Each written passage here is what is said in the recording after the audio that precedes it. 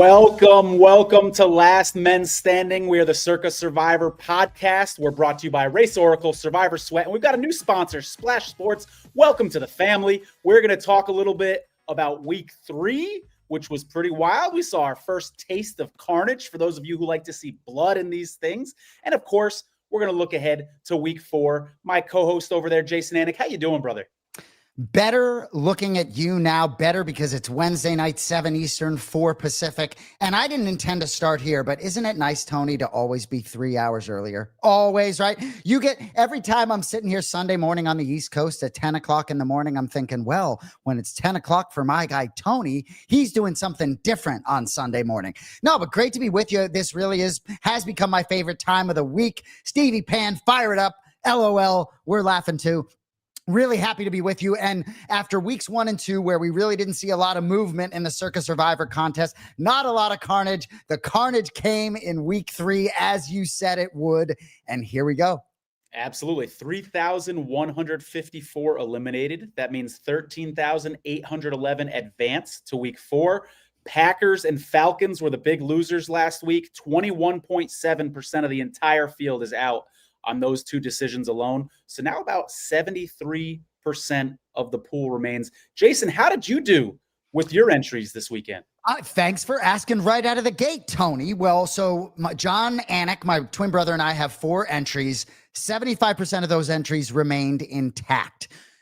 I am one of the idiots on the Atlanta Falcons, one of the dumb 1179. And we will talk about that game specifically. But the 3 I got through: Tampa Bay, Indianapolis, and Seattle.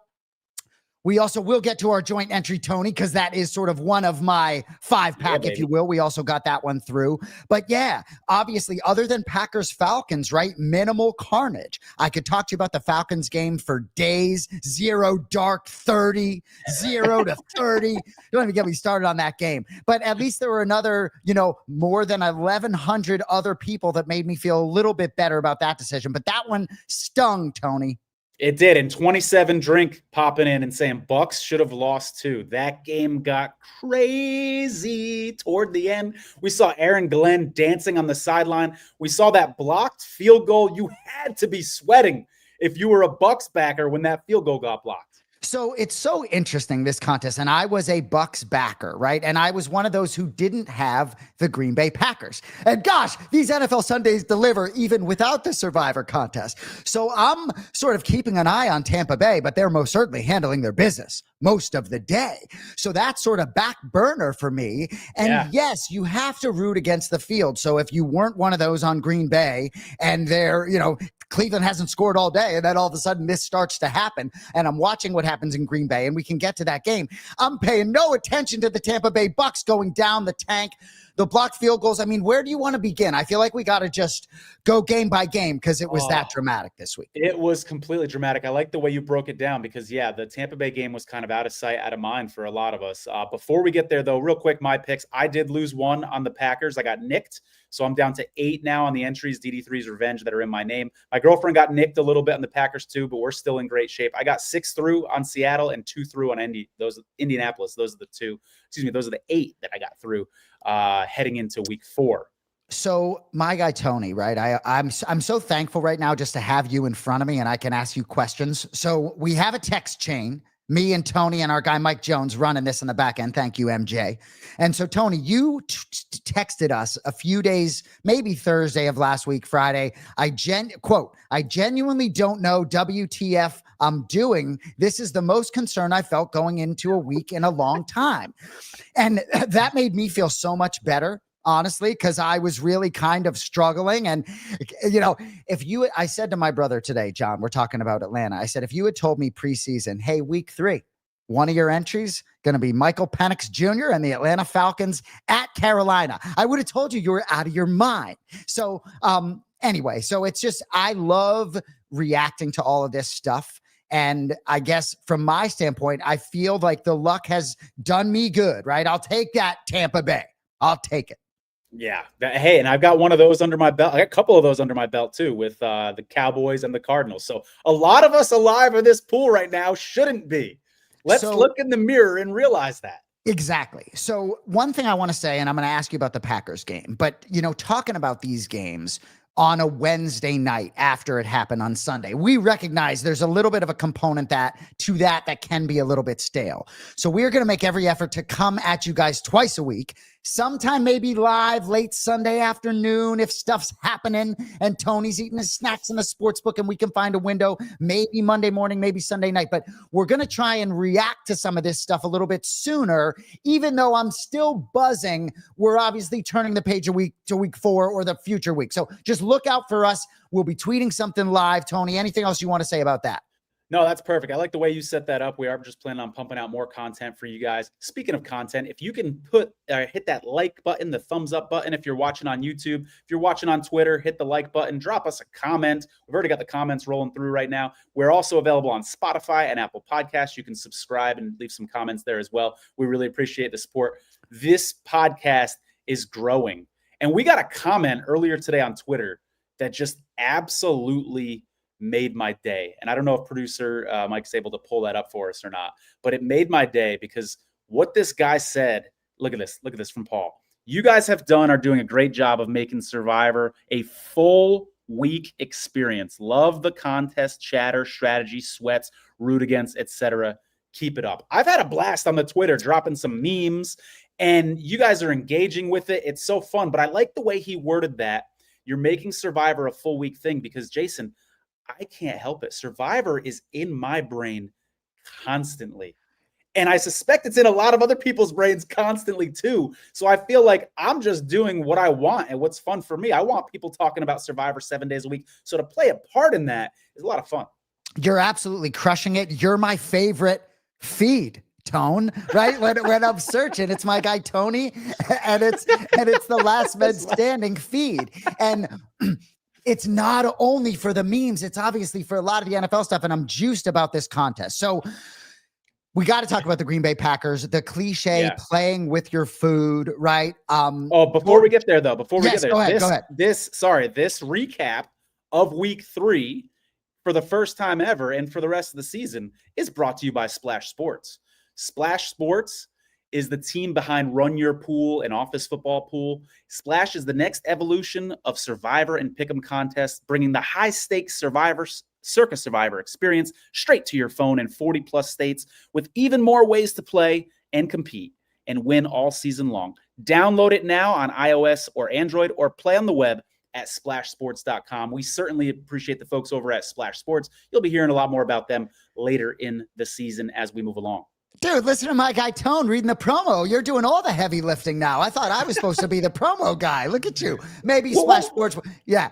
Well, we'll trade a little bit. You'll get it sometimes. Plus, I messed up on that one too. So they'll probably prefer you read it in the future. No, I like the cadence. So do I have permission to talk to you about the Green Bay Packers right now? Bring it, baby. Let's go. Now, I know that it was a very small percentage of your entry, but even if you have just one entry, right, you're feeling that game. So for the $1,817,000 that were on the Green Bay Packers, or 1817 entries being gone, for those of us watching, and I knew you had a tickle on the Packers, right? But I had to be rooting against the Packers. So I found myself laughing a little bit. I couldn't believe how it went down. Tell me a little bit about your experience. I'm sure all the viewers know how that game went down.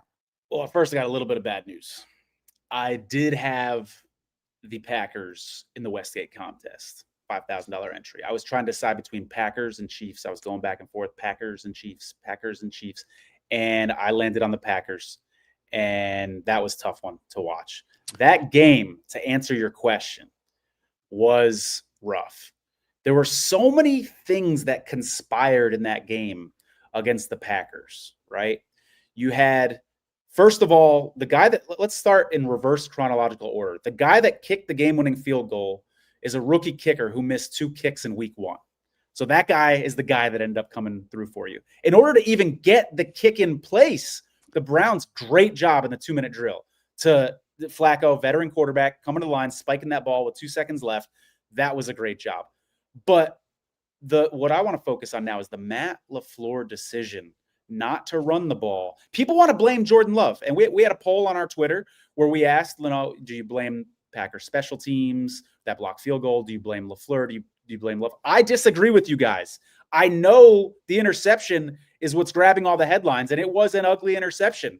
But I blame LaFleur, and here's why.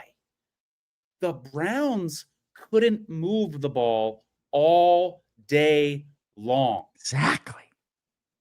Punt the ball, run it, run the clock out, force them to use another timeout, punt the ball, and you force the Browns to go the full length of the field, something they've not been able to do all day long. And by the way, you happen to have Micah Parsons against a banged up offensive line and an immobile quarterback. I would have liked those odds a lot better than the way it went down. So very frustrated with LaFleur. That game was really tough to watch. Oh, and then you had the fumble too, Jason. Remember that? Yes. Remember the fumble that wasn't? So you're sweating during that. I'm watching it in the book. There's no volume, so I can't hear what they're saying. The elbow's hitting the ground, and I'm like, wait, does an elbow count as being down? I'm starting to panic a little bit. I'm like, yes, the Packers have the ball still. They're going to win the game. No. Then I got slapped by reality. That was tough to watch. So I love that you talked about the Westgate entry because it allows me to sort of go there. And I knew you would. My guy Tony and I aren't afraid to admit when we're wrong. We got red goggles just like green goggles. But didn't you know the kick to win the game didn't you know that was going in? As you sat there rooting Green Bay, you knew that was splitting the uprights, did you not? As much as, remember the Colts-Broncos game 2 weeks ago or last week? Remember that one after the penalty, the 15-yard penalty? You knew that one was going in. I felt just as confident, yes. So for those that don't know, the Westgate contest does not have the holidays. Is that accurate? Yep. So that's why you were choosing between Packers and Chiefs. Is that accurate? Yep, because those are both holiday teams. Because those are both holiday teams. So had the Westgate contest been like the Circa contest, right, you might still be alive in it. I could give you second guessing for days about the Atlanta Falcons because I consider to be a seasoned vet. Do you look at anything with that Green Bay and say, because the Browns were a team I was looking to fade all year, and I had a lot of you sharps telling me, be careful of your bias. So any rear view mirror looking there? Yeah, for sure. I think the Browns have a good offense, and we actually have a clip that I think we'll play later in the show when we talk about this Browns game. Do you remember when you and I talked when we were at Circa for the Media Row event, and I said, the Browns are a team that scares me in certain matchups. Yep. Because their defensive line is so good. When they're going up against a bad offensive line, that's when they're scary. Now, the Packers don't have a bad offensive line. The Packers have a very good offensive line, but they lost 2 offensive linemen in that game.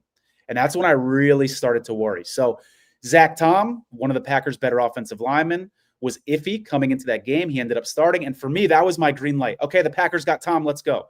I'm not thinking about, hey, if Tom goes down, I could be in trouble because of this defensive line, et cetera. So, yeah, I'm definitely second-guessing myself on that one. I love the Chiefs. I do that video for oddshark.com every week. You know, my favorite standard survivor pool pick, which is essentially what Westgate is a standard survivor pool. I like the Chiefs.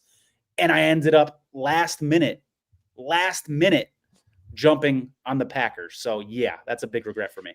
But what I will say is it is a horrible, horrible beat. And while I'm sure there were not a lot in terms of a bad beat, the idea, right? Like in terms of the Falcons, right? Like no bad beats there, 0-30. And I'm going to say the score like that, 0-30, right? If you look up in the dictionary, the definition of getting cute, me and the 1178 men or whoever else you are out there are not standing because of getting cute there. So that Browns game was really sort of, oh, that's as bad of a beat. I mean, 10-0 all day. It's a yawn fest. That's a tough blow.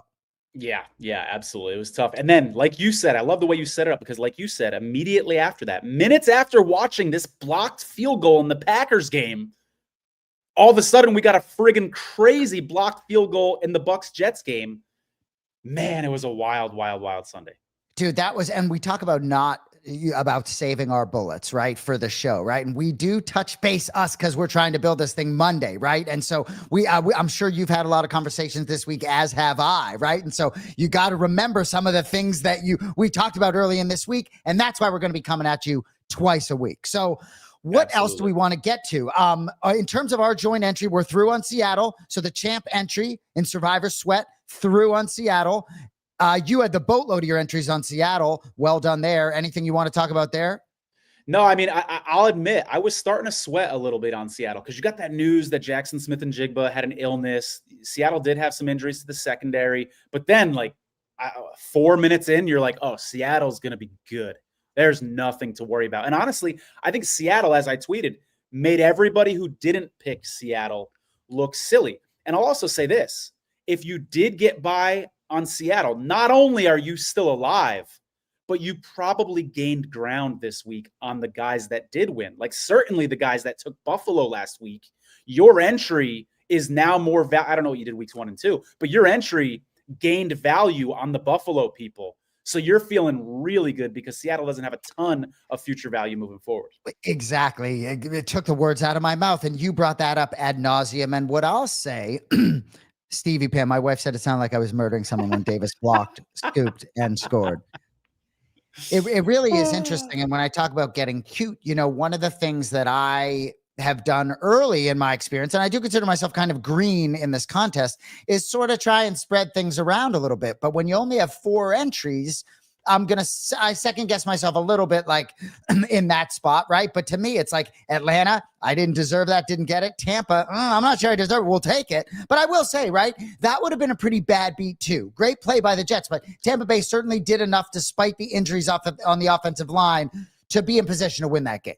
Yeah, absolutely. Hey, I'm glad that you brought up the fact that you have 4 entries. I have a few more entries than you. It's interesting from a strategy standpoint how you and I each have to think about things differently.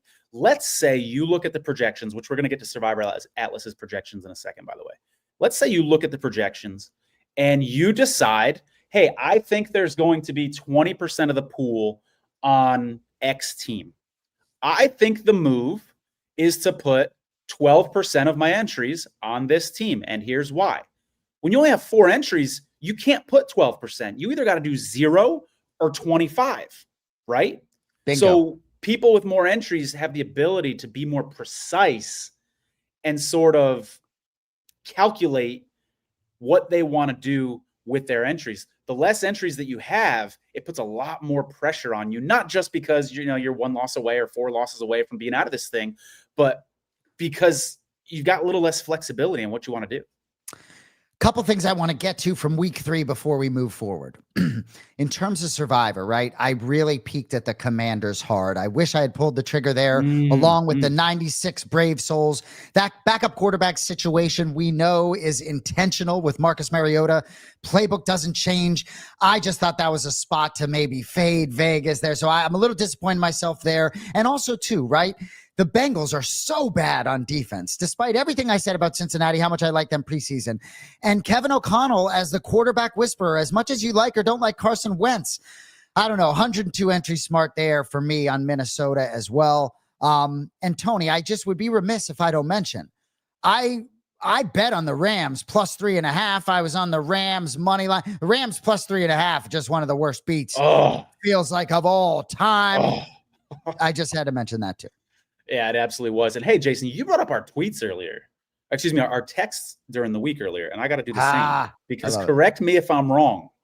Did you not say you and your brother had a conversation about the Steelers? Did you talk him off of the Steelers last week? And which game was it swapped out with? Was it the Falcons game or was it a game that won? It was the Falcons. Oh, God. Has he been giving you shit about it this week or what? No, really, because the Patriots threw up all over themselves and Pittsburgh is not looking good and struggling, so I feel like the Patriots proved my point with their performance, but yes, you can be sure he's more apt to give me, he was more giving me credit for getting Tampa Bay through, right? Because we're trying to get lucky in this thing, Tony. I don't think I'm going to make it through because I'm some genius. I need some breaks. Absolutely. And like I said, I've already gotten a few breaks already early on. Me too. Before we do our week 4 recap, which I know why a lot of you guys tuned in, let's pull up the projections from Survivor Atlas. This is their best guess. They do this every week. Head on over to survivoratlas.com and check this out. By the way, this is a rough draft. This is their first draft. I want to make that clear. Throughout the week, they update this as more data comes in, as the injury reports come in, as the lines move. They've got their ears to the ground. They're asking people, hey, who are you going to be on this week? This is their best guess as of today. But again, I encourage you to go over there and check it out. They have Buffalo at 30%, Houston at 26%. You can see the rest of the numbers there. I heard Derek Stevens on VSiN saying that he thinks it could be a record this week where there could be around 50% of the crowd on Buffalo. And I get that. I get where he's coming from because they're such a huge favorite. There's a lot of new people playing this contest for the first time, and Buffalo gives us a little bit of security. 100%. Go ahead. But this is probably the first time I've ever disagreed with Derek Stevens on anything in my life. I don't think Buffalo's going to be that high. I think it's going to be a lot closer to Survivor Atlas's projections, more in the 30 to 35 range. And I'm going to give you 3 reasons why. One, only 73.6% of people have Buffalo left at this point. 2, there's a lot of great spots to use Buffalo, and people are aware of that. And 3, there's a lot of other options this week. You got 7 games that are lined over 5.5 points. So I think for those 3 reasons, on another week, absolutely, with less options, etc., I think Buffalo could be that high. I don't think they're going to be as high as 50% this week. We'll see how it plays out. Saturday night on VSiN, they're going to release those picks. I agree. And you can be sure those numbers are moving targets, right? As certain people can move lines in Vegas. The Last Men Standing podcast coming at you live every Wednesday night. We're trying to move those projection numbers with things we're talking about, right? And the Detroit Lions were a team preseason. I hate to say it, but I was sort of like, oh, I don't know, the coordinators, whatever. Man, I love Dan Campbell, and that team has much more future value to me now than they did prior to the first 3 weeks of the NFL season. I love that you brought up the line movement because Saturday, right before the Circa deadline and leading into Sunday, we saw some steam on the Colts, didn't we? And that no doubt turned out to be a good little signal that if you followed that, if you had the opportunity to follow that, you're feeling pretty good. But what do you Go ahead. No, go ahead. In terms of the Colts, right, who won 41-20, right? It'll be interesting to see what they do with the Rams, right? Their combined opponents record of 1-8, little shaky there. But yeah, I could talk about week 3, week 2, week 1 all day. Go ahead. Yeah, that's going to be a big measuring stick game, I think, for the Colts. I can't wait for that one. But let's go ahead and jump into this week 4 preview with our Thursday night matchup, Seattle and Arizona. Both teams enter this game at 2-1. 49ers have a big injury to Nick Bosa. I think the door is now wide open in the NFC West if either of these teams, can get to 3-1 after this game. I bet Seattle earlier this week at +1.5 over at oddshark.com. My article, I mentioned, hey, I think the wrong team's favored. Sure enough, that spread has now moved through 0 to the point where Seattle is now a 1 or 1.5 point favorite, depending on where you shop. I like the matchup here a lot for Seattle. I really do. Seattle does a very good job covering wide receivers. Arizona's wide receivers have been absolutely miserable this year. The Cardinals are going to be down James Conner. I like the Seattle matchup. Am I going to trust them in Circa Survivor on Thursday? Don't be shocked if I do, but probably not, just because there's so many other options this week. But Jackson Smith-Njigba for Seattle. Is he having the best year of any wide receiver in the NFL so far? Maybe outside of Puka Nacua. I'd probably leave those guys tied. The last thing I'll say about this game here, Kyler Murray has struggled big time against Mike McDonald. Cardinals were 0-2 last season against Seattle. Seattle swept this series. Kyler in the 30-18 loss, 20 for 38, 2 touchdowns, 2 interceptions, only 16 rush yards. Then in the 16-6 loss, they only scored 6 points. 24 of 37, 285 yards, no touchdowns, 1 interception, 5 sacks. This is pretty much the same Cardinals offense as last year. Actually, now you're down James Conner. Yeah, I mean.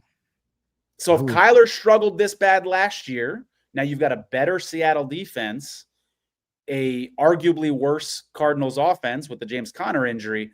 I like Seattle a lot here, but it would be a ballsy move in Circa Survivor. You got any interest on this one? No, but you've piqued my interest in terms of our one entry on the Circa Million contest where you pick 5 games against the spread. Because I like Seattle very much here. Really good stuff there on the line movement. And in that Circa Million, if you pick 5 games, you got to submit them all out of the gate for Thursday, if I'm not mistaken. But you are correct, I like trying to steal one on the field. Hard for me to want to pull the trigger on Seattle, despite really wanting all of my entries. First thing I said to my brother Tony early last week was all the entries on Seattle. I don't want to talk about anything else. And then that evolved to the Sam Darnold and et cetera, et cetera, et cetera. But no, I'm starting to believe in Sam Darnold a little bit. I like Seattle quite a bit for many of the reasons you laid out. But from a Survivor standpoint, with 3 entries plus the champ entry that's joint, layoff for me. I will say this. Thursday night games, the one benefit here is, I think a lot of people don't realize this. If you are local in Nevada and you don't have a proxy, you can put your pick in right up until game time. So that means you can see what the inactives are 90 minutes before the game and make a decision. So in this game here, for instance, the Cardinals already put one cornerback on IR. Will Johnson, is he going to play? I don't know. If he doesn't, that's now you're down 2 cornerbacks against Jackson Smith. So this is the kind of game where you might be able to wait until the inactives come out. And Seattle has some injuries too, by the way. And there's 3 guys sat in their secondary last week. And are they going to be back this week? You can find out 90 minutes before kickoff. I don't want to, if you weren't thinking about this Thursday game before this show, don't jump on it just because I'm putting ideas in your head, because I'd feel terrible if you did and you lost because of it. But I'm just saying I like that Seattle matchup a lot. That's all I'm saying. So I'm always tempted when I talk to you about these games in more depth and from different angles than a survivor perspective, but I'm going to try and stay in our lane. The second game, Dublin, Ireland, should be fun to watch. Minnesota at Pittsburgh. Man, I watched a lot of the Pittsburgh Steelers last week playing my New England Patriots. They're not very good at all. Patriots made them certainly look good in terms of turning the football over. I understand Pittsburgh hunts the football from a defensive standpoint. I'm not touching this from a survivor standpoint, Tony, but I like Minnesota in the game. Your thoughts? You brought up the time zone difference earlier. What time is this game going to start for me out here in the West Coast? Oh, it's wow. 7 a.m. So it's going to be 6:30, 7? 6:30 a.m. Do you drink coffee? Are you a green tea guy? What do we got at 6:30? Are you not a fan? What time do we wake up Sunday morning, Tony? I will be waking up earlier than usual. That's for sure. I think I'm going to go get a big breakfast at one of these spots that's open 24 hours and then start my day that way. What time do you normally wake up on Sunday, on an NFL Sunday? No international game. Yeah. Let me be real honest with you. I would like to say 8, but a lot of times I get that Christmas morning feeling. And my girlfriend will tell you this. I can't stay asleep. I know that football is about to start. I'm wondering who the inactives are going to be. Hey, was there any line movement overnight? Like, I'm wanting to put some bets in the morning. Like, there's a lot going on in the brain. And it's tough for me to sleep in on Sundays for sure. Same with me. And I find that my children on the weekends will wake up earlier than they do during the week, just because they can wake up and do what they want or whatever it is. But my brother John and I have had honest conversations about moving to Hawaii strictly because the National Football League begins at 7 a.m. because of that. Because Tony, it's that. And I've been in Hawaii for an NFL Sunday beginning at 7 a.m. And it really is, for those of us that like it, it's very difficult to kill those hours sometimes. Absolutely. I love that. And then what times the primetime games are starting at 2 o'clock or 3 o'clock, I guess? That's ridiculous. Or no, would it be I mean, it's 3 hours earlier than you, I believe. Wow. Yeah. So It's holy cow. Just mid-afternoon Monday Night Football. Oh, if anybody is from Hawaii in the chat, speak up. A little jealous of you. That's pretty sweet. But back to this game. Yeah. Minnesota, Pittsburgh. A little interesting tidbit here. It's not enough to make me want to take the Steelers in this game, but Mike Tomlin is 8-2 straight up in games before the bye week out of the last 10 years, 6-4 ATS, if you're curious. So I think there might be a little something to that trend. Jordan Mason last week for the Vikings. When Aaron Jones went out, I've got a group text, the people that are into Survivor stuff. And they're like, I don't know about the Vikings last week because Aaron Jones is out. And I said, I think Jordan Mason is better than Aaron Jones. 116 yards, 7.3 yards per carry. I'm a 49er guy. That's why I know about Jordan Mason. This dude's legit. He's got a nose for the end zone, power runner, 2 touchdowns last week, by the way. Curious to see what he's going to do in this game. But Survivor-wise, I have no interest, not only because I don't have a great read on either of these teams, to be honest with you, but Steelers have Miami week 15 and the Browns week 17. Steelers are a team that I want to have in my pocket later in the season when Highsmith is healthy and they're hopefully clicking on all cylinders. We'll see. I agree. I think potentially Ramondre Stevenson would have run all over the Steelers had he not tied Mike Vrabel's hands with coughing it up twice. So Absolutely. I'm staying away, but I look at Minnesota carefully. I'm trying to get a couple on the field in the million contest, perhaps. So I'm thinking maybe Seahawks, Vikings. in my 5 in the million contest, because that's Pittsburgh team, very low ranked defensively, and it looked that way. Drake May did whatever he wants. Yeah, I don't know whatever he wants. Why is that Steelers defense not clicking? Like coming into the season, I was so high on them, and man, week 1 they got smacked in the face by the Jets, and suddenly you're like, whoa, maybe it was just a little bit of rust, but they're still coming around. We'll see if they. Josh McDaniels did whatever he wanted on 95% of the plays. Yeah, absolutely. Good call. Hey, before we get to Washington, Atlanta, let's give a little shout out to our friends over at Survivor Sweat. If you're in Circa Survivor, you have to go to the marketplace at survivorsweat.com. You can shop for entries that other people have registered or sell a percentage of your entry. Get knocked out early and suffering from FOMO? Head over to survivorsweat.com today and see which entries are available for sale.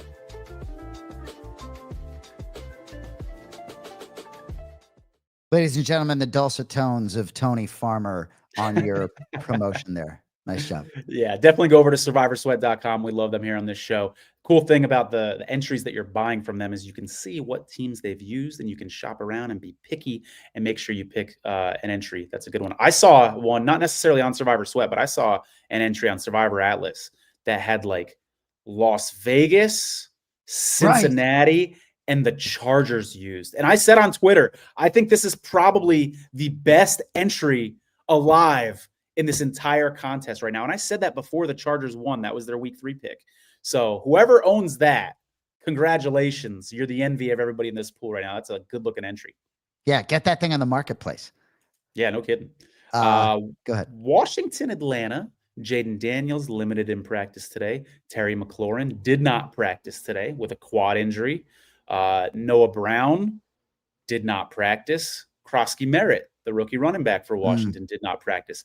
Will Harris, starting safety, out for the year after a devastating injury for Washington. That's a long way of me saying Washington is very banged up in this game. You're going up against an Atlanta team that I thought was good. We friggin' opened the show last week talking about how damn good Atlanta looked. And then they lay an egg like that against Carolina. I just don't know what to make of this Atlanta team. Therefore, I can't take Washington or Atlanta in Circa Survivor this week. So I feel as though any of us that were part of the 1179 last week on Atlanta, the Zero Dark 30 Club, I'm going to call us, right? We're the 1179. We're the Zero Dark 30. Is that the number 1179? That's our new 1179 Zero Dark 30 is sort of this club, right? So for me, I'm tempted to play Washington just because of how upset I am at Atlanta, Tone. But no, I really do like when certain teams like the Commanders but just show that it's a 53-man roster, whatever, 45. You know what I mean? I like that when they sort of step up and do what they did last week. So I guess for me, right, the board, right, like I like Washington a lot as I look at this because Atlanta showed me a lot. I know there's some wild statistics on that game, but so the injuries are well documented. I appreciate everything you said, but I probably have a little bit of anger toward Atlanta at this moment. It's a layoff in terms of Survivor.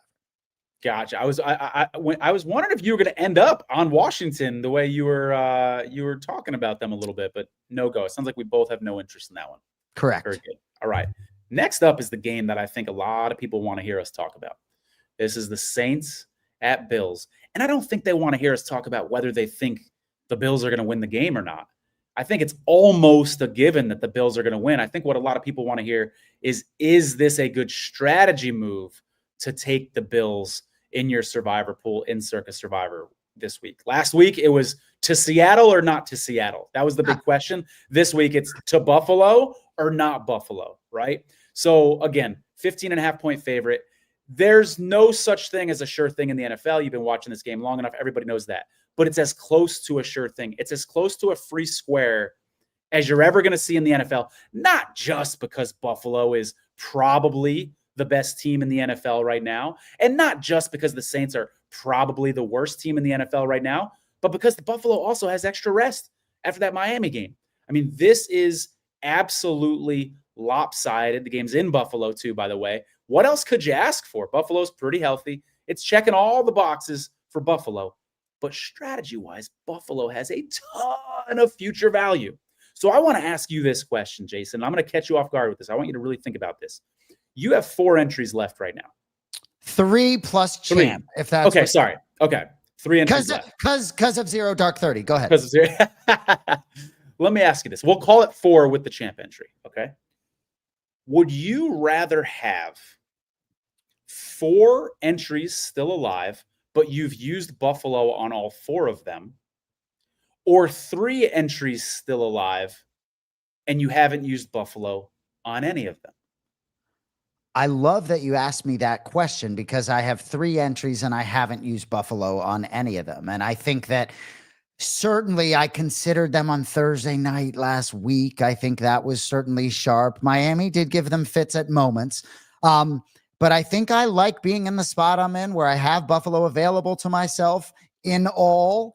We have them available to us in champ as well, if I'm not mistaken, right? So I like that they're available in all. That would be the answer to that question. Yeah, I like to ask these type of questions. It's a little brain exercise, right? And it's not to say that if you don't choose Buffalo, you're definitely going to lose one, right? But because Buffalo is so safe, I think this helps get us in the right mindset of what we really want to do. If you have 10 entries, would you rather have 10 entries still alive, but you've burned Buffalo on all of them? Or would you rather have, then the question gets a little harder now, would you rather have 9 entries and in the opposite situation, but you've got Buffalo available? That gets a little harder. You could almost make an argument there for the 9, but having Buffalo available. I'm not even going to answer the question on this show. I want other people to ask themselves this question. Insert the number of entries that you have, because if you don't take Buffalo, you might end up in that situation where you just lost an entry or 2 because you didn't take Buffalo. So what feels better to you? I think it's a good little exercise. I love it. What I have in my notes, it says, can I just pour a whiskey and put everything on Buffalo, Tony? That's what I have in my notes. If you want. Some people are going to do that. Some people are going to do that. I don't know if we have the slide or not. Producer Mike might have it, of all the people that went out on Green Bay, that went all in with the Packers. Not that one. They went all in with the Packers. There was a bunch of people had 10, a bunch of people had 9. Right. A lot of people are going to do that this week with the Bills. I promise you, for sure. And so what's really interesting is those that lost all their entries on the Packers, right? All right. Per Survivor Atlas, so players won. That's a lot. So for those, to me, right? Like you talk about being able to, Kyle, I have 7 without Buffalo and I'm stoked. Won't be using any this week either. I like that energy coming at us, Kyle, because I do think there are a lot of options on the board. And we're about to talk Cleveland, Detroit. I don't want to get ahead of myself there. There we go. Got 2 left. So it really is interesting, Tony, in terms of the Bills this week, right? What I don't want to do is be part of that 1179 club again on Atlanta. And I certainly think the Bills put me in a better situation for that. But really what I want to talk about in terms of the Bills is directly related to this next game. So I'll stop there on New Orleans, Buffalo. Anything else from you before we move on to the next game? I just want to recap real quick. The Bills have a ton of future value, including next week, the number 1 team on the board against New England. That's your team. Correct me if I'm wrong. That's a great spot there for Buffalo. Correct, but I would say not nearly as good as the spot this week, right? The Patriots, despite sort of looking like they're at least a year away, are doing a lot of things right. And I think that, I don't know what that point spread would be, but yes, if Buffalo goes into that game undefeated, I think potentially with Christian Gonzalez back, that the Patriots could be a live challenge that day. Ooh, okay. That's good to hear. We got another comment here. Do you think the Patriots will be a good pick I don't know who that is. Do you? So I don't. And I think we'll get to that game shortly. So I'll save on the Patriots. I think we're going to be circling back to this Buffalo game a lot tonight. So why don't we move on to Cleveland, Detroit? And what I'll say briefly, and I'll let you roll here, is in a lot of my maps, this was my spot for the Detroit Lions. And what they went and did in Baltimore, I believe it was October 22nd of 2023. They go into Baltimore 2 years ago and get stomped 38-6. You can be sure Dan Campbell reminded them of that when they went into Baltimore and showed the Ravens who are boss. So for me, I understand what Cleveland did. That defense scares me. I know we've talked about matchups. It's hard for me to look past Detroit in some capacity here. Talk to me, Tony. Agree. I don't know if producer Mike can pull up the video now of when we were talking about the Browns before the season even started, and kind of my assessment. Cleveland Browns this season. What are your thoughts? What do you expect for this team week 1 and overall? Yeah, I want to take a little bit of a wait and see approach with the Browns. I think about them in terms of a matchup team, in terms of they've got a good defensive line. And if they go up against a team with a really bad offensive line, like a good team, an above average team that struggles with its offensive line, like Seattle. I don't know if they play Seattle this year, but you get my point. A team like that, I think that they could cause some trouble. I'm glad we played that clip. The Lions are not that team. The Lions are very strong up front. So again, my assessment of the Browns is go ahead and fade them, but be careful if you've got a bad offensive line. The Lions have a good offensive line. I love the Lions this week. Browns are down DeJuan Jones, their starting tackle. They have other injuries across the offensive line, and that Lions defensive line looks really good. When I do my pick for oddshark.com every week against standard survivor pools, this is who I suggested this week is the Lions. Now, major holiday implications for the Lions. So it's going to keep me off it in Circa on most of my entries, but I really, really do like the Lions' chances of winning this game. But I want to throw something at you here, Jason. Go ahead. Lions week 12 play the Giants. This is right before Thanksgiving. We've talked so much on this show about how you got to save teams for Thanksgiving. There could be a quarterback injury, etc. If you plan to use on your grid the Lions in week 12, it sort of still leaves you the option to change it out last minute, doesn't it? So that you can use them on Thanksgiving. If there's an injury to Jordan Love, let's say, right? So I love the Lions slotted in week 12 for the Giants because I like the matchup. I think they're going to win. And if something else pops up, maybe an injury that makes me like another team in week 12 and wants me to get off it, I still kind of have the Lions to use on Thanksgiving. It's almost like a 2-for-1. That's kind of a weird way of explaining it. I hope you guys can feel me where I'm going with this. Having a Thanksgiving team that you plan on using the week before Thanksgiving gives you a lot of flexibility. The Green Bay Detroit match, great stuff there, Tony. The Green Bay Detroit matchup on Thanksgiving Day is very unpredictable to me as I sit here a couple months out, as is sort of where that Minnesota team is going to be come Christmas Day. And that's what gave me pause with Detroit from a holiday standpoint, right? A couple division games against really good division opponents gave me pause. It's why we sort of looked at Philadelphia, Kansas City, perhaps in those spots. But what I will say about Detroit, right, and as I look at them last week and even this week, right, I could talk till I'm blue in the face about Ben Johnson and Aaron Glenn. But how about Aiden Hutchinson, who wasn't walking through that door last year and is walking through that door? You think he makes a difference on Sunday? So, man, It's hard for me to not want to peek at them there in some capacity. But great stuff out of you. Going to give me some pause. Yeah, great stuff out of Joe here. Joe, thanks for commenting. He said, short week for the Lions. It is, good point. The team on a short week from week 2 to 3 have looked rough. Falcons got smoked. Raiders got smoked. Texans look bad. It's a very good point. It's a very good point. Early in the season, but still a very good point. I like it. Moving on here, let's go to Titans-Texans.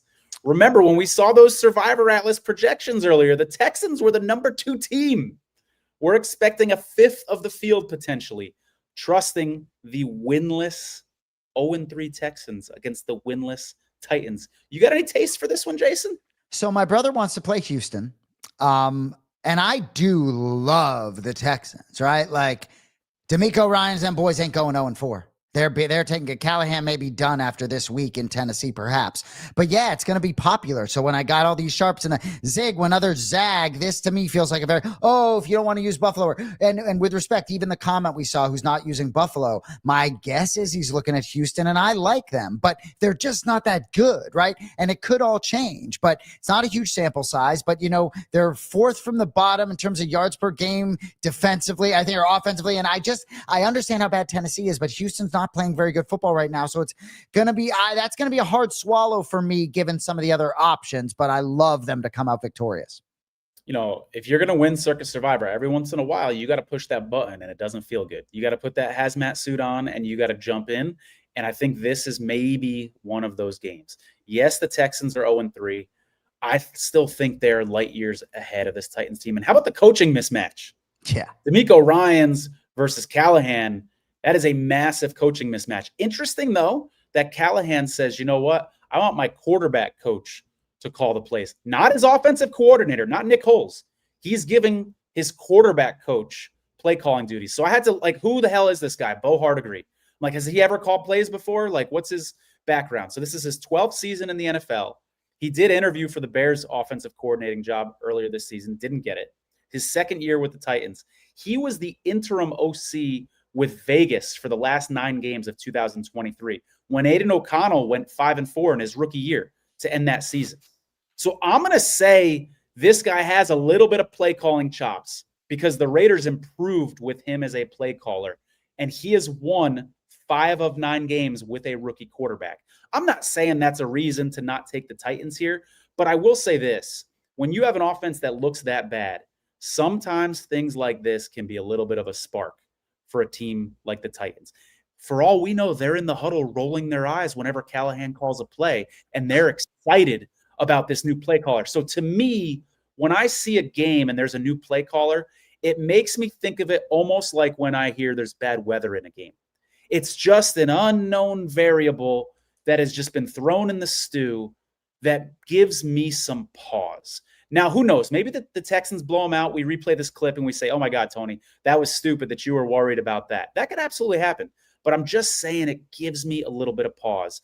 And again, the coaching mismatch. How about Callahan? Did he try a 65-yard field goal with like 4 left? He did. You at the very end of a half, because if you miss the field goal, it doesn't hurt you. Come on. This is a bad head coach. You got to like the head coaching mismatch here for the Texans. Well, it's a 6-point swing. And then what? Instead of being down 9, you're down 14 at the half. It's just bad. You know, Michael Pittman Jr., I believe I heard this on PFT with Mike Florio. I guess Michael Pittman Jr. was talking about the Titans players last week looking like they didn't even want to be there. So that's not a good sign. But to your point, could this flip anything? The thing for me about Houston is I do think a team that's made the postseason and I believe won a postseason game the last 2 seasons, I still potentially believe that they can right the ship a little bit. And so that tells me 2 things. Tells me that maybe I could use them toward the end of this thing. Potentially they might be playing in some competitive games toward the end of this season. And that maybe there'll be some spots, but I don't love the future value on Houston, Tony. So that makes me look harder at them this week. Yeah, I agree with you on the future value thing. They've got the Titans again, week 11, the Raiders week 16. Here's the thing that people need to know about the Texans, Jason. The Texans are last week's Seattle Seahawks. Not in that it's going to be the number 1 pick, but what I mean by that is it's the team that if you don't take them, you are losing ground. If you take the Bills and someone else takes the Titans and they both win, you have lost ground. So that makes me, if I've got 10 entries, that makes me want to put at least 1 or 2 on the Texans. What if I've gained years on my life, though? What's that one? That's very true. You and I both have a little more gray in our beards, right. If we're on the Texans this week, no doubt about it. Well, it is interesting though that even that little shakeup, right, with the offensive coordinator and Cam Ward to me is still a little bit of a wild card. But gosh, man, I think, and we talk about the Survivor Atlas numbers, right? And those projections, right? Just wait. Those things will look very different as these days go by, right, Tom? Yeah. Which again is why you want to head on over to Survivor Atlas, see their updated rankings or the updated projections as the week moves along. Next up, we got Panthers against your team, the New England Patriots. I'll let you take this one away because you're our New England Patriots expert over here. I love it. So from a Survivor standpoint, you know, I don't want to overreact to Carolina's 30-0 win against Atlanta. I think there were a lot of funky variables and statistics there. But for me, playing New England right now in a contest where I'm supposed to survive, I'm going to show you my index card from last week too, because I'm making notes and I write survive, right? Like, are you trusting Drake May and Ramondre Stevenson to survive? Like, no, thank you. I said earlier, so much more positive than negative for me as a Patriots fan. Like, I loved almost everything I was watching. And Tony, as a Patriots fan, I'm not connected to the result right now because I believe they're not ready. So I'm not really too concerned about wins and losses. They really dominated Pittsburgh. I know that Pittsburgh defense is not what they're supposed to be. Do I like New England to maybe make a statement and play a complete football game and clean some things up against a banged up, not very good Carolina team? I do. Do I think with Christian Gonzalez back, Ted McMillan could be neutralized? Most certainly I do. If Christian Gonzalez plays in this game, I really like New England to get to 2-2 here. You can play it in Survivor at your own leisure, if you will. I do think Christian Gonzalez moves the needle for me. For me as a Patriots fan, it's hard to get rid of the bias. Your reaction and thoughts.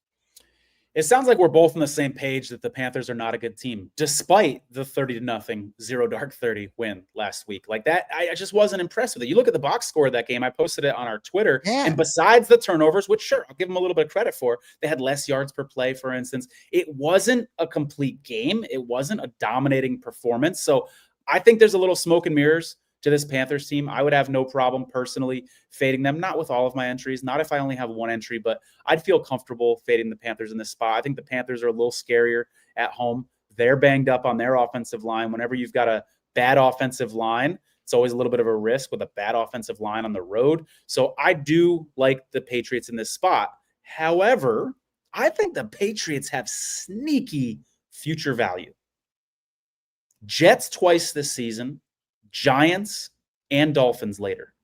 Those are 4 games that after you've burned some good teams and you're looking to maybe be on an island, you might regret using the Patriots in this spot. You might be glad you still have them in your pocket if the Patriots end up being a good team. Now, I'm open to the Patriots not being a good team and being an under 500 team. And if that's the case, what I just said, throw it out the window. But I'm just saying, if the Patriots can improve and gel, they might be a team that you want to have later this season. Last thing I'll say on this game, ton of injuries to keep an eye on for the Panthers. All did not practice today. Xavier Legette, Tet McMillan, Hunter Renfrow, all 3 of the receivers. Jatavian Sanders, their tight end, did not practice. Wharton, their defensive tackle, Wanham, their offensive linebacker, all didn't practice. That's a lot of starters on the injury report. So keep an eye on their practice later in the week if you're thinking about the Patriots here in Circa Survivor.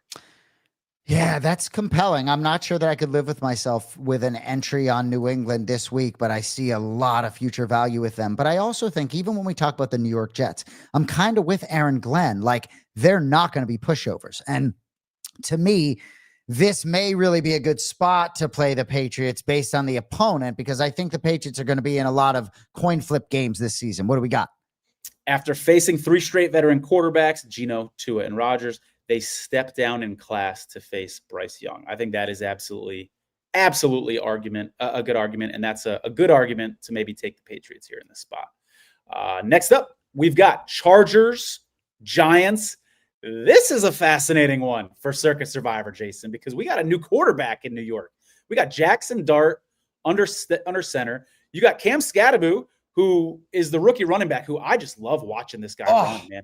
He's like a friggin' bowling ball. That touchdown that he had, the way he stretched over the line, this guy's a blast to watch. By the way, Jim Harbaugh, rookie quarterbacks against him are 0-4, have a 59.5% completion rate, only 14.5 points per game, and 6.4 yards per attempt. Long way of saying Jim Harbaugh owns rookie quarterbacks. Would you trust the Chargers here in this spot against the rookie quarterback on the road? Maybe. You know, Jackson Dart doesn't scare me. And we can't forget that the great quarterback class was 2 years ago, right? Just because of all the hype behind a lot of these guys, right? Some of it can be smoke and mirrors. I think potentially Chargers could be a spot to zig when others are zagging here. I just love what Jim Harbaugh's doing. And when you talk about Najee Harris and that injury, interestingly enough, Omarion Hampton did his best work after Najee Harris went down. And I think potentially with that door being open and things crystallizing there, that could be a blessing in disguise for that team. I like the Chargers quite a bit here because I think a lot of people are going to be drinking the Jackson Dart Kool-Aid, perhaps. This game's, I'm open to that. I'm open to the fact that people are overreacting in Survivor to the quarterback change. That's very, very possible. Something about this game scares me, Jason. It's not data. It's not my handicapping. Sometimes you just get a gut feeling, and there's something about this game that scares me. I look at a guy like Omarion Hampton, who had a fumble in that game against the Raiders. Okay, I think the fumble was technically credited to Herbert because it was on the handoff. To me, that was on the run back. Okay, Najee goes down. Hampton's going to be taking a full load here. I know there's a rookie running back on the other side too with the Giants, but in Circa Survivor, when you're trying to sort of poke holes and find a path to victory, maybe Hampton's in over his head, this rookie. Maybe he has another fumble in this game. You're on the road. Do you remember earlier this season, we had 2 guests on our show? Well, several guests, but 2 of our guests. We had Grant Cohn, beat writer for the 49ers, on the show, and we had Ken Rutgers, former Packer Super Bowl champion, on the show. Both of them, when I pulled up the 49ers and Packers schedule, and I said, what's a game that you think these good playoff teams could lose? They both said the games against the Giants. They both said this Giants team, they both essentially said this Giants team is a team you don't want to fade in Circa Survivor. I just got a bad feeling about the Giants in this spot. Maybe I still end up on the Chargers. It's certainly possible, but my intuition is telling me that's a dangerous game. Well, and that's a dangerous front, for Omari and Hampton to face, coming off a fumble too. So I think Jackson Dart is a little bit of a wild card. I doubt the Chargers. I also see some Chargers, some really good spots. I mean, the highlight for me, I think week 13 after their bye, home to Vegas, depending on where the Raiders are in that spot. I just think there's a little bit of value for those of us that didn't aggressively get nice wins on the Chargers so far. And I also think that they're going to get more confident as the season goes along. If they do win this game and get to 4-0 and you're front running that Chiefs division, it'll make them be feeling pretty good about themselves. Yeah, a lot of good points there. Moving on, Eagles, Bucs. I don't have a lot to say about this game. I want nothing to do with it in Circa Survivor, mainly because I think the Eagles are going to win this game, and I don't want to burn the Eagles. I've already burned the Eagles on a couple of my entries from week 1, and I want to save them for the holidays. Even if I had all Eagles available on all my entries, though, I wouldn't be using them here. There's just too many other good opportunities this week. As we said, 7 teams favored by 5.5 points or more. 33% chance of rain in this game, by the way. Keep an eye on the weather if you are thinking about it. You got any appetite for this one? No, not in Survivor for myriad reasons. You outlined most of them. I can't ignore that with Jalen Hurts healthy, though, this Eagles team has won 17 straight football games. So I like Philadelphia a good amount in that football game, especially after sort of throwing up all over themselves last week, but still getting the win. Early on in that game was not a good day in Philadelphia until it was. So I'm with you there. That's it for the 1 o'clock games, Tone. So as we move into the 4 o'clock games, we will get to our sponsor, Race Oracle. Attention racing fans. If you want an edge at the track, you need Race Oracle. This subscription service uses advanced AI modeling built on over 200,000 historical races, crunching hundreds of data points from weather and track conditions to jockey history and speed ratings. Race Oracle gives you proprietary win percentages, Kelly betting strategies, and live odds tracking, covering every race in North America, plus the UK and Ireland, so you can bet around the clock with confidence. Don't guess, predict smarter. Subscribe today and start betting with data, not luck. For those of you like me that like to bet on the ponies, Tony, did we tie it to the Colts? We did tie it to the Colts. Rams is next, baby. We always somehow are tying this Race Oracle sponsorship to the Colts or the Broncos, intentional or not. We appreciate everybody over at Race Oracle getting me back into horse racing. You can be sure. Indianapolis at the LA Rams. I love Daniel Jones. I'm excited to watch this team. I like Jonathan Taylor a lot. Doesn't mean I like them here against the LA Rams. I don't like anything from a Survivor standpoint here, but I think the Rams bounce back after giving one away a little bit last week.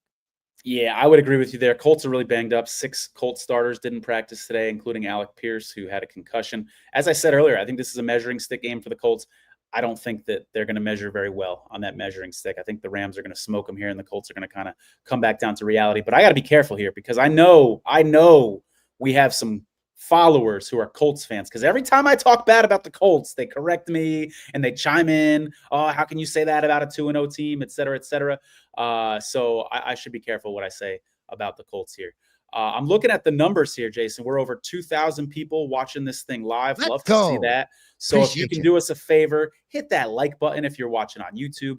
We are also available on Spotify and Apple Podcasts. Make sure you subscribe there as well. And definitely, if you're watching on YouTube, hit that subscribe button so you can subscribe to our channel. We have all sorts of reels and stuff like that coming out throughout the week as well.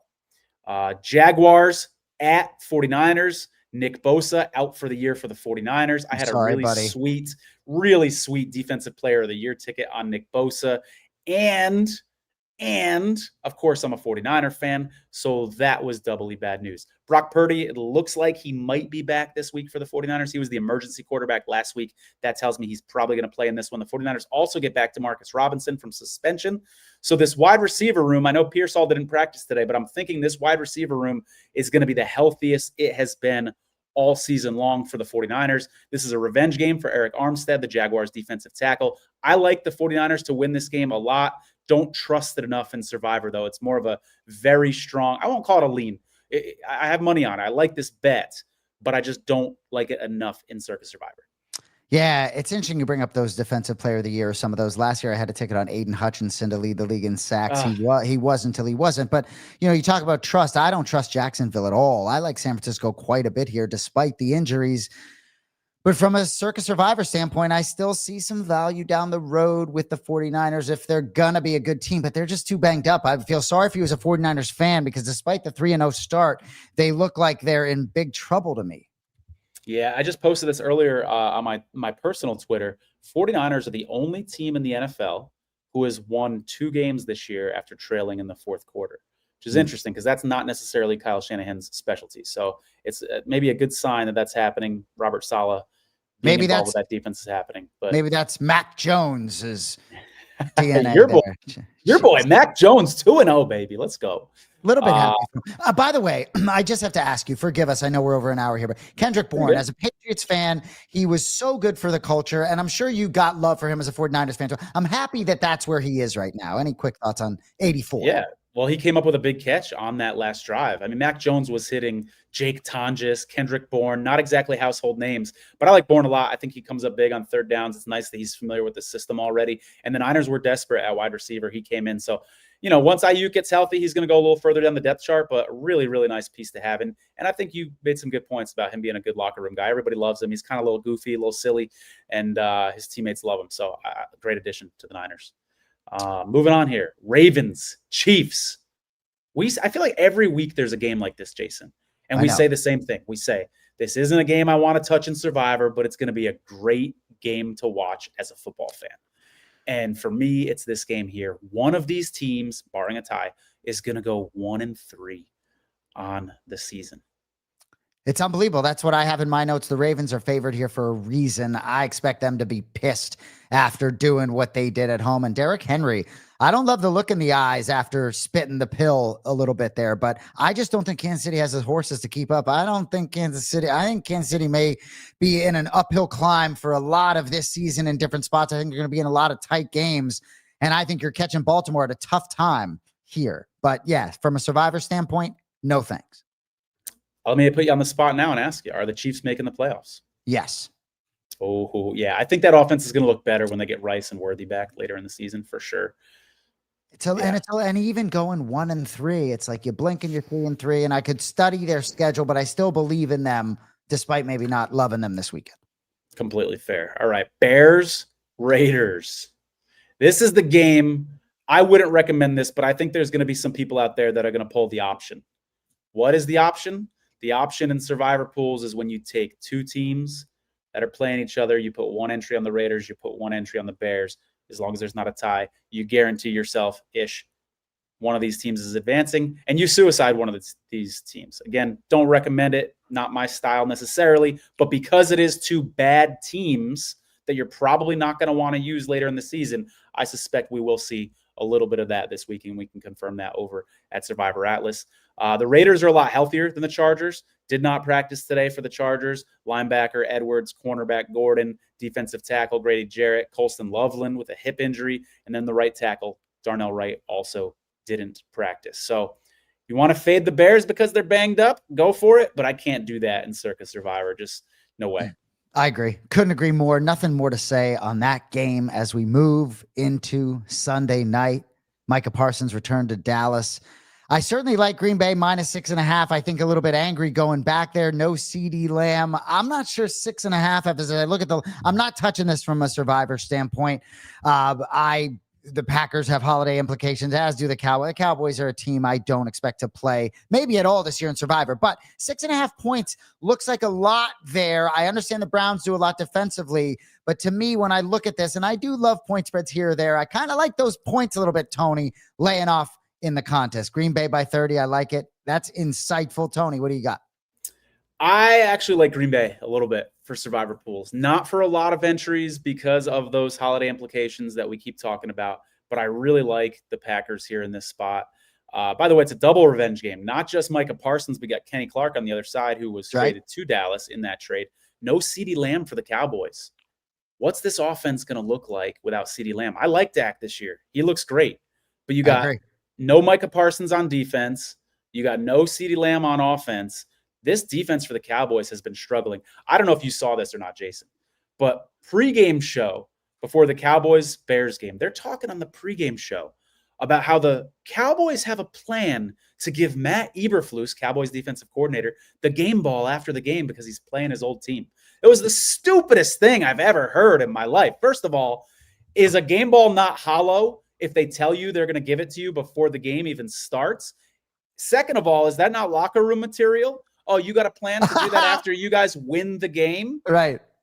Come on. That was just the stupidest thing I ever heard. And it ended up looking stupid. Well, after watching Eberflus on Hard Knocks, it sounds like he might have been the guy that came up with said idea, because that guy, wow. To give himself a game ball, I like it. Yeah.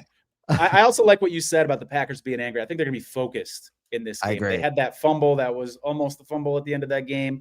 You call it a focus issue with Jordan Love throwing that interception. I think they're going to come into this game laser focused, and I think they're going to whoop the Cowboys. I will say number 11, who didn't give number 11 to Micah Parsons, Jaden Reed. You can talk all you want about the wide receiver twos all over Green Bay, but that guy's different. And so that loss, I think, really is felt despite having a horse like Jacobs in the backfield and some depth outside. That's a good call. Real quick before we move on to the Monday night games, what is your assessment of the Cowboys? I mean, some people are like, hey, I don't want to go against a good team in Circa Survivor. I only want to go against bad teams. Are the Cowboys a good team? Are they a team that, forget about this week's matchup, just in general, how do you feel about them? I don't think they're a good team, but I do see some spots with maybe some real future value because of Dak Prescott, right? We talked even after you talked just now about liking what you're seeing, but his physique, like he looks a little bit leaner and it makes it, everything looks a little bit sharper and quicker for him. And I do think potentially without CeeDee, you can be sure he's wanting to look for CeeDee. CeeDee wants a football coming his way. I think sometimes I've been a Patriots fan my whole life. Watching Brady never have to think about who he threw to was a sneaky benefit for Tom. So I think that maybe they could perform well. But to answer your question, whether they're a good team or not, at this point, gosh, I think they could be 3-0, 0-3. I don't know yet. They certainly put a scare into Eagles backers in week 1, so maybe they can do the same here on Sunday Night Football. Moving on here, we've got Jets at Dolphins Monday Night Football. Jason, this game should be sponsored by Charmin, and we should call it the Toilet Bowl because we've got 2 0-3 teams here. This is god-awful. I hope there's a lot of people on it in Circa Survivor because it'll give me a reason to watch it because this is an ugly one.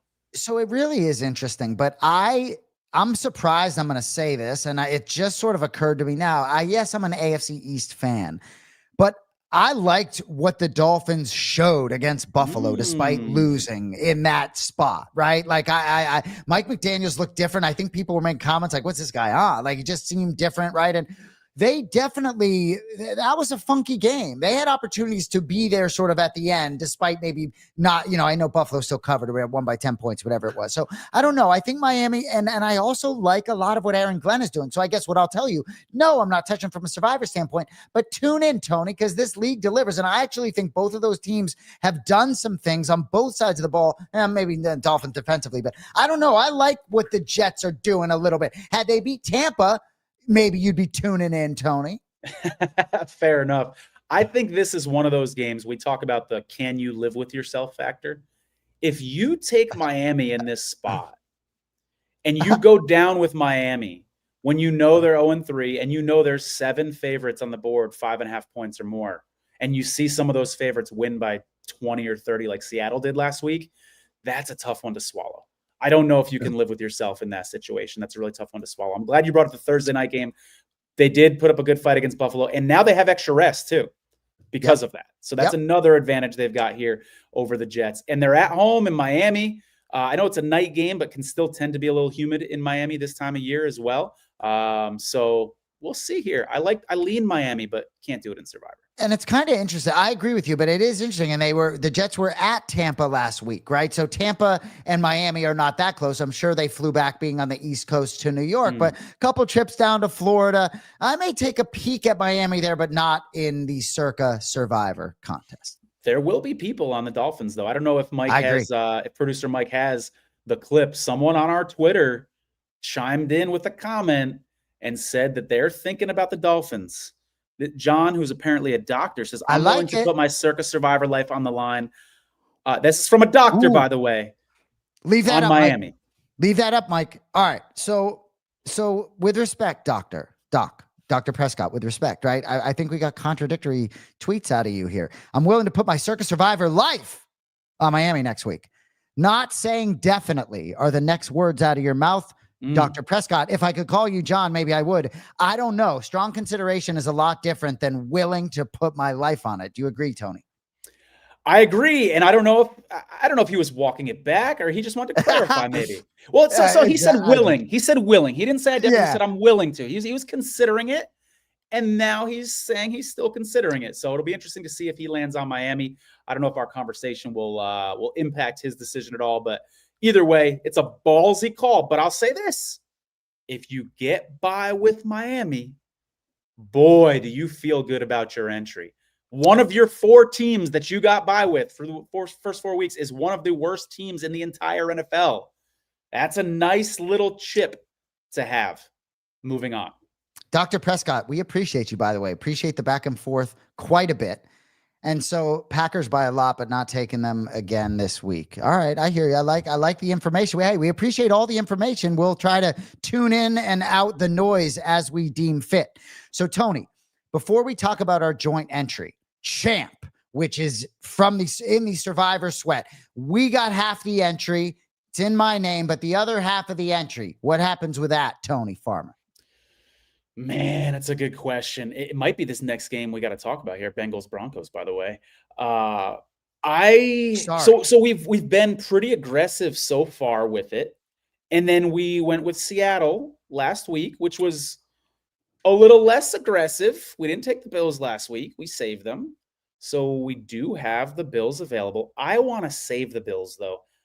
I think All right, stay there. Lions? Lions? Stay there on Save the Bills because I want to get to the game that I skipped because I think it's noteworthy, and then we'll circle back to our joint entry. What I wanted to ask you, though, about our joint entry is that half of it's ours. The other half will be available in the marketplace. Is that accurate? Correct. Yep. So explain that, like what might happen with someone's ability to get in on that entry. Yeah, good call. So if we can survive this week and get by, maybe it'll be the Lions, maybe it'll be the Broncos. We'll see. You guys will have an opportunity, and I don't know if it'll be next week or not. I'll have to touch base with the folks over at Survivor Sweat and see when they're going to put it out on the marketplace. But you guys will have an opportunity to buy a piece of that entry. The idea here is that hopefully that entry wins, and we are celebrating with you guys. How friggin' cool would that be if we got to the finish line? Me, Jason, and whoever buys a piece of this entry are watching the game together week 18. I know it's a dream, but it's a dream. And even if it's 1% that you want to buy, it'd be a pretty cool story. So we hope that you guys will buy a little chunk of that when it's available on Survivor Sweat. And it has an appropriate name, being Champ. Sorry that I skipped the second Monday night game because I'm really interested to hear what you have to say. The Denver Broncos, who I think a lot of people thought maybe was going to be the team in that AFC West that overtook the Chiefs, looks potentially now like that may be the Chargers. But I still believe in Sean Payton and this Denver team. I like Denver a lot here, but it feels chalky because the Bengals were a disaster before Joe Burrow got hurt. So any thoughts? I don't know if I can stomach waiting till late second Monday night game, but any thoughts on this spot, Denver? Oh, I have Jake Browning trauma. You may recall 2 years ago, I had 2 entries left in the final 80, Jaguars, Bengals. Jake Browning took me out. So I got to try to block that out and not think about that. There's some red flags here. That would be a bias. Exactly. That's why I got to try to tune that out. But you're catching on with these terms. Yeah, we learned it. There are some red flags here with Denver. Okay. They're 0-2 this year when leading in the fourth quarter. So they've let some leads slip away. That's not good. Bo Nix, Pro Football Focus isn't the gospel when it comes to quarterback rankings. I love them for cornerback rankings and offensive line. But still, let me just say this. Bo Nix ranks 36th of 36 quarterbacks, according to Pro Football Focus. That's not good. In fact, Jake Browning has played better than Bo Nix this year, I would argue, according to Pro Football Focus, and me. That's my opinion as well. So do you want to go into a game with the quarterback who's playing the worst out of the two quarterbacks? That's not a great feeling. And when we talk about these struggles with Bo Nix, you and I talked about this in the offseason. There were concerns about him in training camp. People were saying that Jarrett Stidham looked better than him. That has now carried over into the season. It is officially a concern. So I have concerns about the Broncos. Is it a team that if I took the Broncos and they lost, I could live with it? Probably. I think I could live with it if they lost. I do like Sean Payton at home in a little bit of a desperation spot. I like that a lot. I probably will have an entry or two on the Broncos. So good stuff there. And, you know, unless I'm mistaken, I think Jake Browning is like leading the NFL in interceptions, yet last in pass attempts, right? So, and can't imagine him being very confident these days, right? Yeah. Going in there with that defense behind him. So anyway, yeah, maybe you wish I had skipped over that second Monday night game, but it'd be interesting to see where those Atlas percentages go there. You were saying not to take Buffalo for our entry. I'm all ears, Tony. Talk to me. Well, real quick, one more thing on this Broncos game. Yes, I want to throw a little strategy thing out for you. So if you're going to burn the Broncos here, I think you could miss them week 10. Week 10 is a week that the Broncos and Buffalo Bills are once again the top two teams. So how about this as a strategy? If you've got 10 entries, how about you put 5 on Buffalo this week, 5 on Denver this week, and then week 10, if they're both still alive, you do the same thing, but you swap them. You put 5 Buffaloes on your Denver entries, and you put 5 Denvers on your Buffalo entries. We need a name for this, Jason. This is a strategy move. Yeah, we're trying to beat these guys, Tony. Like, settle down. We got to coin this term though, because I've heard Derek Stevens on VSiN before. There's a clip from 5 years ago on VSiN, him talking about all these strategy moves that you can make in Survivor, the Merlin reversal, the bull rush, the option. I want a name for this. How about we call it the LMS special? That's what we're going to coin this tonight. The last man standing special, the LMS special. If you take 2 teams 1 week and then swap them on a week in the future, it's the LMS special. If anybody on Twitter ends up doing the LMS special this week, you let me know. I think it's seriously worth considering though. I absolutely love it. And I absolutely love you giving it a name as well. Joint entry. Take us away, buddy. So I know I got all distracted because I missed the second Monday night game. So you were saying about us maybe not taking Buffalo. Just tell me what you're thinking. We may not disclose that to y'all right now, but I just want to know your thoughts right now on our joint entry. We'll settle it up soon. As long as we stay off the Chargers, I'll be happy. Because like I said, something in my gut is just telling me to stay away from that game. I'm going to narrow it down to Broncos. I'm scrolling through here. Patriots and Texans and Lions. Yeah, those 4. Those are the 4 that I'm thinking about. But I don't think I have a final answer. I think we got to look at some injury reports. You and I can talk later in the week and make a final decision. Well, great. You can take that list of 4. You can cross the New England Patriots off of it for our champ entry. So now we're down to 3 perhaps. And maybe we'll talk about Buffalo and you can get us out of here. Appreciate Mike Jones in the back. And everybody, appreciate you following us at Last Men Pod. We'll respond to you. We'll follow you back. This community is building. Best of luck.